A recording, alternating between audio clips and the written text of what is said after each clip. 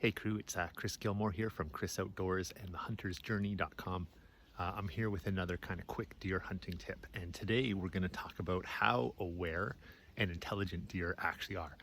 So this is kind of cool. I have a ground blind that I built just back in here, and I set it up last night, did a nice sit there, and I come back in this morning and here is a trail, and it looks like a buck to me. I'm calling it a buck just based on the size. The deer tracks prints look quite a bit bigger than the tracks I usually see around here. What's interesting, this buck's walking through the woods here. He comes across my trail going in, which you can see behind me, and he basically veers off of his trail.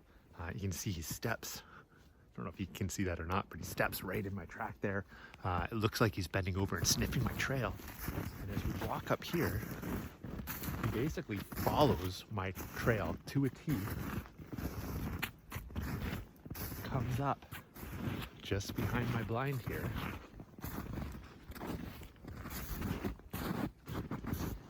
and you can see this series of tracks here. He basically just comes up here and he starts sniffing it out. You can see that he's turned off this way, he's turned off that way to look. He urinates here, and then he turns, walks back out onto his trail, and then heads off. He totally veered off his trail to come and say, hey, who's this? So he was sniffing me. He knows my smell now. He knows I'm here. My guess is I'm not going to see this buck in daylight hours in this spot in the next little pit. And as I say this, he moved through at the night, so I might not have seen him during the daytime anyways. But I'm definitely probably not going to see him today now, moving around here in daylight hours. So yeah, it's just really neat to see that kind of behavior if you haven't seen it before, and to recognize like these animals, they know their environment. They're out here 365 days a year, 24 hours a day. They're paying attention. I had an interesting experience the other night where I was sitting up in a tree here, up in a tree stand, and 3 does came in on me, 1 older doe and 2 younger does. I think they were 2 of her kids. And so they're all hanging out around me, and near the end of it, after about 20 minutes or so, the one doe sees me up in the tree, and she doesn't actually smell me, which is really, really important, but she just sees me and she knows something's up. So she starts looking and she starts trying to sniff. She stomps her foot a little bit, like there's like a boom, boom, boom. And then she basically just slowly walks out. Now, if she had smelled me, she probably would have been gone and out of there, and I just stayed frozen, but she knew something was up. If she had smelled me, they would have been gone. Probably wouldn't see them again either. But interesting enough, 2 nights later, I'm back in that exact same tree.